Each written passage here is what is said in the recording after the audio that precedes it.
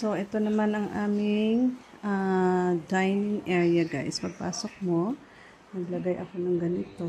Yan. Nag-design ako ng ganyan. Tapos, ikot kang ganyan. Yan. Tapos, ito yung dining table namin. Yan. Dining table.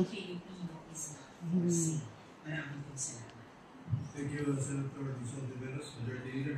Yes, Mr. President, as stated a while ago by our Deputy Minority Leader, we will may move ganito to kami suspend mahaba. consideration of Tapos, privilege naglagay ako ng speech cabinet dyan. without prejudice to our Yan, colleagues tapos asking may questions. hugasan, of course. So with that, I Yan, move to sa mga suspend pinggan. consideration Yan. of the privilege speech Yan, tapos delivered by may our cabinets. Deputy Minority Leader. Tapos may mga cabinets ng drawers din dito sa baba. Yan.